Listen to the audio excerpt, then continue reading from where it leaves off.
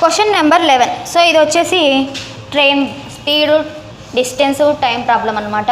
So ఇక్కడ ఏమి ఇచ్చినారంటే ఒక మ్యాన్ వచ్చేసి అబ్జర్వ్ చేస్తున్నారు. A person standing on a railway platform notice that a train took 21 seconds to complete cross the platform which is 84 meters. So ఒక platform ఉంది, ఆ ప్లాట్ఫామ్ వచ్చేసి 84 meters అని ఇచ్చినారు. సో ఇది ప్లాట్ఫామ్ డిస్టెన్స్ అనమాట, ప్లాట్ఫామ్ డిస్టెన్స్. సో ఇది platform distance. ఈ ప్లాట్ఫామ్ని క్రాస్ అవ్వడానికి ఈ ప్లాట్ఫామ్ని క్రాస్ అవ్వడానికి ఎంత టైం తీసుకుంటుంది అంటే టైం వచ్చేసి 21 seconds అని ఇచ్చినారు. సో ఇదే టైం వచ్చేసి ఎవరైతే ఈ మ్యాన్ అబ్జర్వ్ చేస్తున్నాడో ఈ మ్యాన్ని క్రాస్ అవ్వడానికి వచ్చేసి టైం ఎంత తీసుకుంటుంది అంటే 9 seconds తీసుకుంటుంది. సో ఇక్కడ మీరు అబ్జర్వ్ చేయాల్సిన విషయం ఏంటంటే ఒక ట్రైన్ వచ్చేసి ఒక బ్రిడ్జ్ని క్రాస్ అవుతుంది అంటే తన డిస్టెన్స్ని కూడా క్రాస్ అవుతుంది. అంటే మనకి డిస్టెన్స్లో ఈ ట్రైన్ లెంత్ ఎంత ఉంటుందో ఆ train length plus platform length ఇవి రెండు యాడ్ చేస్తేనే అది టోటల్ డిస్టెన్స్కి ఈక్వల్. సో ఇక్కడ వచ్చేసి ఒక మ్యాన్ని క్రాస్ అవుతుందంటే ఓన్లీ ఆ ట్రైన్ లెంత్ మాత్రమే క్రాస్ అవుతుంది. సో అప్పుడు ఆ 2 speeds వచ్చేసి ఈక్వల్ అవుతాయి. సో ఇక్కడ speed 1 equals to speed 2. Speed 1 ఏంది platform length plus train length మనకు ఎంతో తెలియదు. సో ట్రైన్ లెంత్ ఎంతో తెలీదు బై స్పీడ్ టైం వచ్చేసి 21 seconds. Speed equals to distance by time ఫార్ములాని యూజ్ చేస్తున్నాం. నెక్స్ట్ స్పీడ్ 2 వచ్చేసి ఓన్లీ ట్రైన్ మాత్రమే క్రాస్ అవుతుంది మ్యాన్తో. సో అంటే ట్రైన్ బై సో ఇక్కడ టైం వచ్చేసి 9 seconds. ఇక్కడ 3తో క్యాన్సిలేషన్ చేస్తాము. 3తో 3 3s 3 7s. సో 84 3s 3 4s 12 24 1 25 252 plus 3t equals to 70. 70లో నుంచి 3t సబ్ట్రాక్షన్ చేస్తే 40 ఈక్వల్స్ టు 252. సో 4తో క్యాన్సిలేషన్ 4 1s 4 6 4 3s. టీ వచ్చేసి మనకి ట్రైన్ లెంత్ వచ్చేసి ఇక్కడ టీ అంటే train length. So train length వచ్చేసి ట్రైన్ లెంత్ వచ్చేసి 63 meters. అయితే మనల్ని ఏమడుగుతున్నారు? సో మనల్ని అడుగుతుండేది వచ్చేసి the speed of the train అంట. సో ఇందులో మీరు ఆ ట్రైన్ లెంత్ వచ్చేసి ఇక్కడ సబ్స్టిట్యూట్ చేసినా లేదా ఇక్కడ సబ్స్టిట్యూట్ చేసినా కూడా ఈక్వల్ వాల్యూనే వస్తుంది. సో 63/9. సో ఇక్కడ స్పీడ్ వచ్చేసి 63/9. ఇది మీటర్ పర్ సెకండ్స్లలో వస్తుంది. బట్ మనకి ఏం రావాలి? కిలోమీటర్ పర్ అవర్లోకి చేంజ్ చేసుకోవాలి. కిలోమీటర్ పర్ అవర్ అంటే 18/5. 9తో 9 1s 9 2s 2 3s 6 6 2s 12. So answer వచ్చేసి 5 2s 5 1s 5 2s 5 5s 0.2 kilometre per hour. So ఇక్కడ చూడండి 5 2s 10 26 ఉంటుంది. 5 5s 25 1 ఉంటుంది. 0.0 సబ్స్టిట్యూట్ చేస్తే 5 2s 10 25.2 kilometre per hour answer.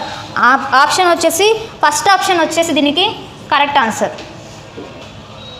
Question number 12. Which of the following graphs cannot be a time temperature graph అన్నారు.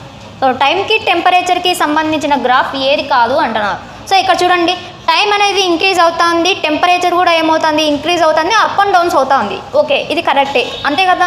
అంటే time పెరుగుతున్నప్పుడు temperature కాన్స్టాంట్గా ఉండొచ్చు లేదా పెరగచ్చు లేదా తగ్గచ్చు. ఓకేనా. సో ఇది కరెక్ట్ ఆన్సరు. సో ఇక్కడ సెకండ్ ఫిగర్లో అబ్జర్వ్ చేయండి. సో టెంపరేచర్ అనేది ఇక్కడ ఏమవుతుంది? టెంపరేచర్ అనేది ఈ ఫిగర్లో సో పెరుగుతూ పోతుంది, ఇంక్రీజ్ అవుతూ ఉంది. దీంతో పాటు టైం అనేది ఏం కావాలి? ఇంక్రీజ్ కావాలి. సో ఇంక్రీజ్ కావాలంటే ఇక్కడ టైం అనేది చూడండి కాన్స్టాంట్గా ఒకే టైంలో ఒకే టెంపరేచర్ అని చూపిస్తున్నారు. సో టెంపరేచర్స్ అనేవి పెరుగుతూ పోతుంది అని చూపిస్తున్నారు. టైం అనేది పెరుగుతూ ఉండాలి కానీ టైం అనేది కాన్స్టాంట్గా ఉండకూడదు కదా. సో టైం వచ్చేసి టెంపరేచర్కి టైంకి సో ఇక్కడ ప్యారలల్గా ఎప్పటికీ రాకూడదు. సో ఆన్సర్ ఏదంటే మనకి correct answer second option. So ఇక్కడ అడిగింది కూడా మనకి ఏమంటున్నాడు? Which of the following graphs cannot B A temperature graph. టైంకి టెంపరేచర్ వచ్చేసి ప్యారల్గా రెండు ఉండవు. సో ఇక్కడ చూడండి టెంపరేచర్ వచ్చేసి తగ్గుతూ ఉంది, టైం అనేది పోతూ ఉంది. టైం వచ్చేసి డిఫరెంట్ టైమ్స్లో టెంపరేచరు తగ్గుతూ వస్తుంది. సో ఇది కూడా కరెక్ట్ ఆన్సరు.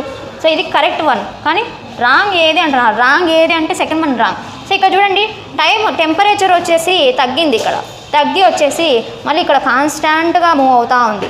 బట్ టైం వచ్చేసి డిఫరెంట్ టైంలో చేసుకోవాలి. ఒకే టైంలో మనం టెంపరేచర్స్ ఉండవు కదా, ఒకే టైంలో టెంపరేచర్స్ అనేది పెరుగుతా, ఇక్కడ టెంపరేచర్ పెరుగుతా అంటే ఇక్కడ డిఫరెంట్ టైమ్స్ అనేది ఉండాలి. సో ఆన్సర్ వచ్చేసి మనకి సెకండ్ ఆప్షన్, టైము టెంపరేచర్ ప్యారలల్గా ఉండకూడదు. Question number 13. క్వశ్చన్ నెంబర్ 13లో ఇక్కడ గ్రాఫ్ ఇచ్చినారు, డిస్ప్లేలో క్వశ్చన్ ఇస్తాము. సో మీరు దాన్ని చెక్ చేసుకోండి. ఏమడుగుతున్నా అంటే the ratio of the number of students studying హిస్టరీలో ఎంతమంది చదువుతున్నారంటే 200 మెంబర్స్ చదువుతున్నారు హిస్టరీలో. అండ్ నెక్స్ట్ వచ్చేసి ఆర్కిటెక్చర్లో వచ్చేసి 500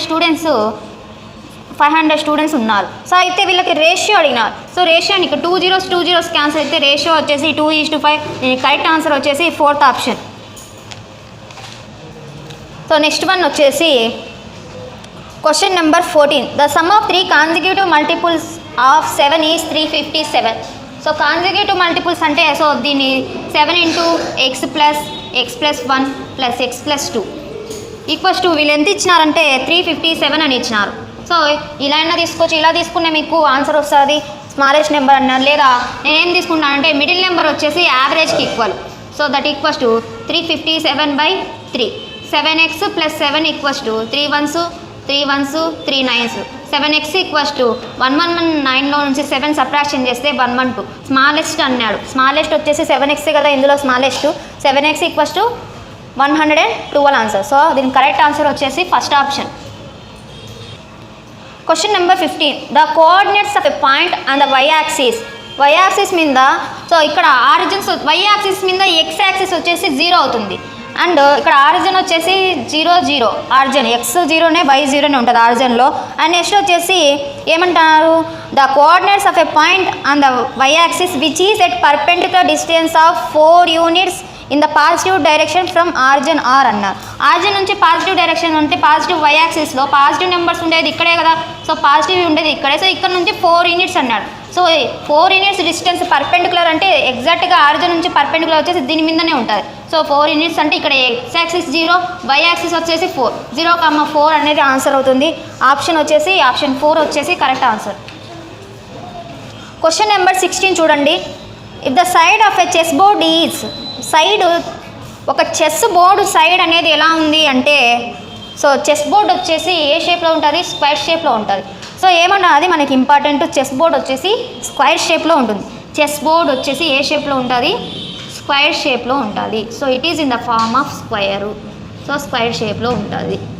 సో ఇక్కడ ఏమంటున్నాడంటే ఒక సైడ్ అనేది ఎలా ఉంటుంది అంటే పెరీమీటర్ కన్నా 42 తక్కువ ఉంటుంది. సో ఒక సైడ్ వచ్చేసి ఏ అనుకుందాము. సో సైడ్ వచ్చేసి ఎలా ఉంది అంటే పెరీమీటర్ వచ్చేసి 4 కదా ఫార్ములా. సో పెరీమీటర్ కన్నా 42 తక్కువ. సో 42 దీంట్లో నుంచి సబ్ట్రాక్షన్ చేస్తే మనకు వచ్చేది ఏమవుతుంది, సైడ్ వస్తుంది. పెరీమీటర్లో నుంచి 42 సబ్ట్రాక్షన్ చేస్తే మనకి ఆ చెస్ బోర్డు సైడ్ వస్తుంది. అయితే క్వశ్చన్లో ఏమని కనుక్కోమంటున్నారు, area of the chessboard area కనుక్కోండి అంటున్నారు. సో ఈ 4aలో నుంచి ఏ సబ్ట్రాక్షన్ చేస్తే 3a అవుతుంది. 3a = 42. Then a = 3 1s cancellation, 3 1s 3 4s. So A వచ్చేసి 14 అయితే ఏరియాకి ఫార్ములా ఏంది, సైడ్ స్క్వేర్ అంటే a = 14 స్క్వేర్ వాల్యూ వచ్చేసి 196 సెంటీమీటర్ స్క్వేర్. ఆన్సర్ వచ్చేసి option 3 third option. Question number 17. 2 right circular cones of equal curved surface areas have their slant heights in the ratio 3:5. So heights వచ్చేసి ఎంత ఉన్నాయంటే 2 curve surface area, 2 cones వచ్చేసి 2 కోన్స్లో అందులో curve surface area వచ్చేసి equal అంటున్నారు. So అప్పుడు heights ఎంత ఉన్నాయంటారంటే 3:5 అయితే రేడియస్ కనుక్కోమన్నారు. సో వాటి రేడియస్ రేషియో కనుక్కోవాలి. సో దీనికి ఈజీగా వచ్చేసి దీనికి రివర్స్ అయిపోతుంది. సో ఇక్కడ కర్వ్ సర్ఫేస్ ఏరియా రెండిట్లో ఈక్వల్ అన్నారు కాబట్టి సో దీని హైట్స్ దీని రేడియస్ వచ్చేసి రెసిప్రోకల్లో ఉంటాయి. రెసిప్రోకల్ అంటే 5:3 ఆన్సరు. సో అయితే మనం ఫార్ములా వైజ్ వెళ్ళినా కూడా πr1 L1 lateral surface area అన్న కర్వ్ సర్ఫేస్ ఏరియా అన్న ఒకటే. సో ఇది ఫస్ట్ ఫిగర్కి అయితే నెక్స్ట్ ఇంకొక ఫిగర్కి R2 L2 అని తీసుకుందాం. పై క్యాన్సల్.